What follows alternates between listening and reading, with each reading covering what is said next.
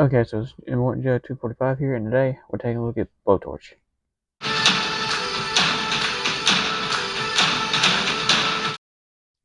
Okay, so this is Blowtorch, G.I. Joe's flamethrower, and he was first available in 1984, and he was also available in 1985, I believe, and he was discontinued in 1986, which I don't think he had a direct replacement in 86, but he did end up having a replacement in the form of Charbroil, which I think was released in 1987.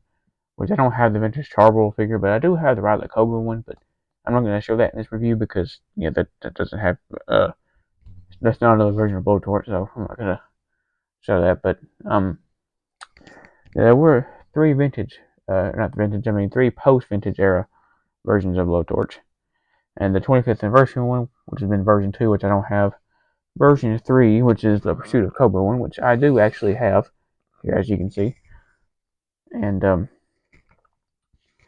that one is basically the same figure as the Riley Cobra figure.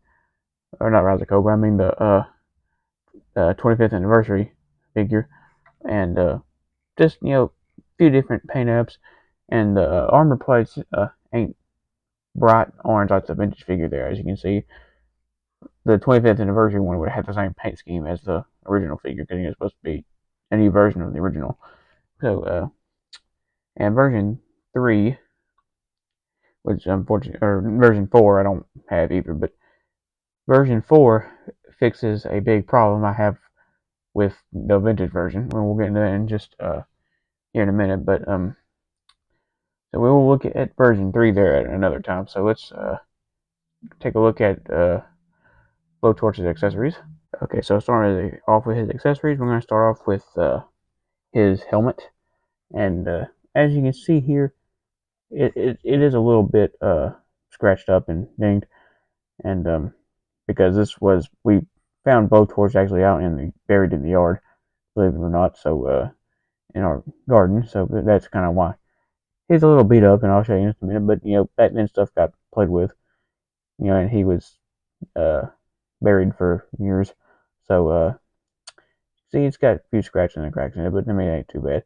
It has a bright yellow color, which matches his old outfit, and which I don't really like yellow because it's too bright. Which is John Deere colors are yellow, which that's actually kind of cool. If it was green and yellow, it would have been kind of funny, but to me, if some all yellow is too loud and bright, and it's kind of obnoxious.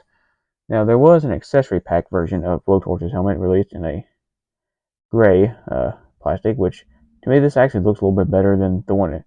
Anyway, this is more subdued. It's not as loud as this other one. But you see the same sculpt and everything, just in a different plastic.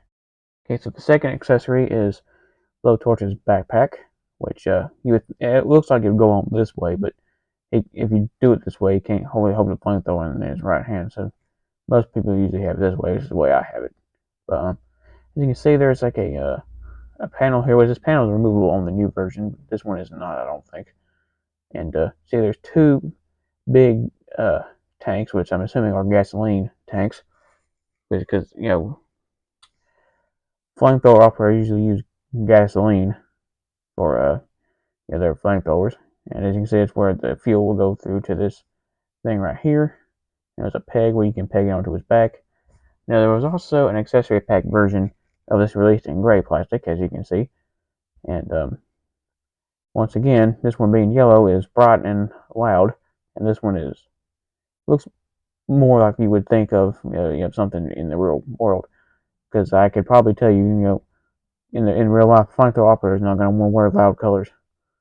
Okay, so the third accessory is his oxygen mask, which this is one of my favorite accessories. Actually, this is actually pretty cool, and unfortunately, mine's a little screwed up here. Mine's broke, but I can still kind of get it on him. But you see, there's a hose that goes to a hole in his chest actually to plug it in. So that kind of helps when you got one that snapped to still kind of stay on there because of this. So that helps. But you can see it's yellow once again, and he's got a visor there. On the inside where his face would go in. This strap probably would have went on right there, and you could originally could undo this so you can get around his head, but I don't really have to do that because, like I said, this one is broke. His last accessory is his flamethrower, which most of the time he's seen with a light green flamethrower. Now this one is a dark green, so I'm not 100% for sure if this is an accessory pack version. I have the wrong flamethrower, or if this is like a color variant or something. I mean, let me know in the comments if you know exactly what's going on here. But there are two other versions of. There's a soft version of this flamethrower and a hard version. This one is obviously the soft version. You can see it's really flexible. And see, there's a tube back here which plugs into the backpack, as you can see. So that's pretty cool. That's where your gas would go to the flamethrower itself, and then you would use the fuel with the flame and spray it out, and then that's how your flamethrower would operate. Let's take a look at the sculpt, design, and colors of Blowtorch here, starting with his head. And as you can see, the head is a little jacked up, unfortunately, because like I said, he was buried in our garden in the ground for probably 40 years. So that's kind of why that looks that way. But you can see his hair is kind of brown, and it's kind of combed to the side hair, kind of like a comb over, you would say. And it is a light brown color. And it's hard for me to kind of point out some of the details. His eyebrows look like they should have been black. And I said his face is a little bit messed up, so it's hard for me to kind of point out some of these details.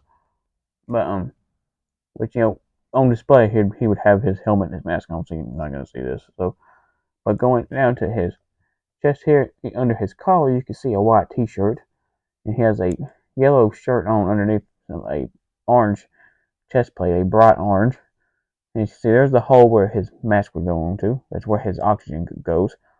And going to the back, there's the back of the armor piece and his yellow jacket. There's a yellow strap right here, which I'm assuming is probably kind of goes on his backpack too there. And going down to his waist piece, he has an armored waist piece there, which goes all the way around. And there's nothing on his rear end there, like a lot of GI Joes. And he's also got some armor plating on his arms, as you can see. This one's a little bit scratched up. And there's a little bit of scratching there, but not too bad. Going down to his legs, he's got two really bright orange thigh pads. Shins would be down here. This is your thighs. And this one over here has there's nothing really over here. There's supposed to be two straps right here, as you can see. They're both unpainted. On his right leg, he has a holster with a pistol, which this pistol, to me, looks like a Luger P08 pistol, a German pistol, which, was made in 1908, and other prototypes were made in the early 1900s. So this would not be a very reliable pistol to, carry in combat, because Lugers are notorious for, getting jammed and, hanging up, and even when they were new, because it's got this toggle lock action on top of the pistol. So Blowtorch is, once he fires more than 2 rounds, it's going to get jammed, and then the enemies kind of wind up killing him and shooting him. So it's not very smart on his part. Going down to his shins here, mine's got loose knees, unfortunately. But it says 1984 Hasbro on this leg. There's nothing on that other leg there. But his shins have some orange armor around the shins and his boots there, as you can see, which is bright orange and bright yellow. And you can see there's straps around there that are unpainted. And he's also got really bright yellow boots. Let's take a look at Blowtorch's articulation. He would have the standard articulation for most 1984 GI Joes. Let me zoom my camera out a little bit. There we go. He had a swivel at the head, a hinge and swivel at the arm, the shoulder here, a swivel articulation at his elbow. He's held together with a rubber O-ring, so you could rotate him all the way around. A ball joint at the hip and a bend at the knee. Take a look at Blowtorch's file card.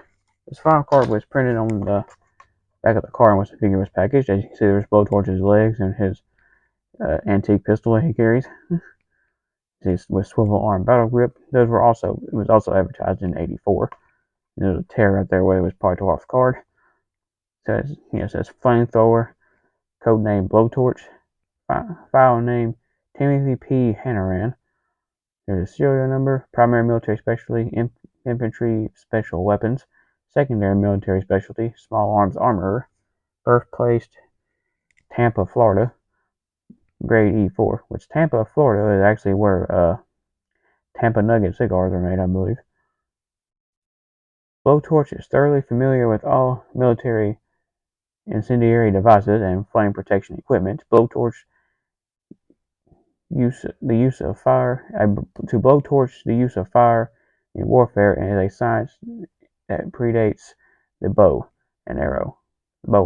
Qualified expert in M7 flamethrower, M16, M1911A1 auto pistol. That's kind of a really short uh, description, like by 84. A lot of them had longer bios than that, but that really doesn't tell us really much about Blowtorch's, personality. It kind of just tells us, what his background, what he's familiar with, which flamethrower operators, was nothing new.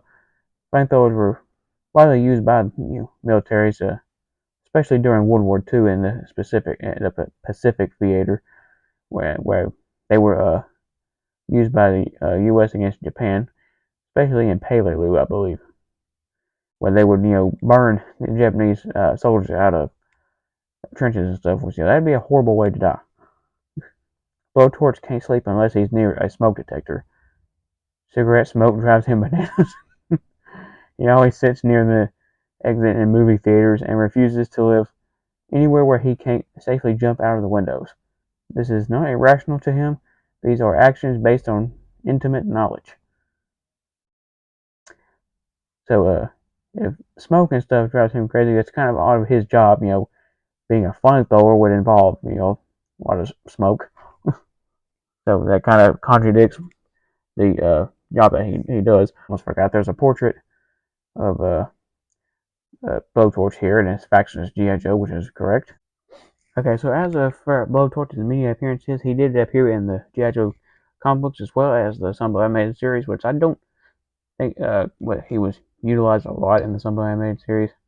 He did have some episodes where he was like kind of the spotlight, I believe, but he was kind of underused. I mean, I haven't watched the Sunbow animated series here in quite a while, so I might be a little bit wrong. But they did underutilize a lot of characters. So what do I think of Blowtorch overall? I don't like the colors on this figure. The colors are loud and obnoxious. But the figure, I actually like this figure. I always thought it was really really cool. I always thought his mask and stuff was. It's one thing that was really cool about this figure.